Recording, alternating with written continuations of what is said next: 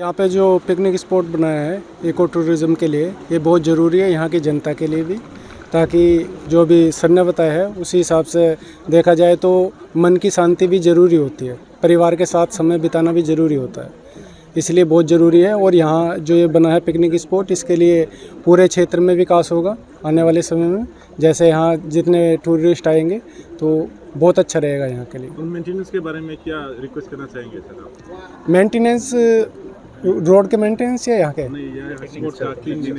हाँ नहीं, main cleanness तो ज़रूरी है, वो मैं सभी से आग्रह करना चाहूँगा जो भी यहाँ पे आएँ वे इस चीज़ को मेंटेन रखें और साफ़ सुथरा रहेगा पिकनिक स्पॉट तो अच्छा रहेगा, सभी के लिए अच्छा रहेगा। क्योंकि जो भी आएगा एक दिन करके चला जाएगा उसे ख़राब, तो जो अगले दिन आने वाला रहेगा उसके लिए थोड़ी समस्या पड़ेगी। इसलिए हम सभी को मिलकर, और मोदी जी ने भी स्वच्छ भारत अभियान चलाया हुआ है, सभी उसमें सहयोग भी कर रहे हैं, हम लोग भी कर रहे हैं, तो सभी को करना चाहिए इस चीज़ के लिए।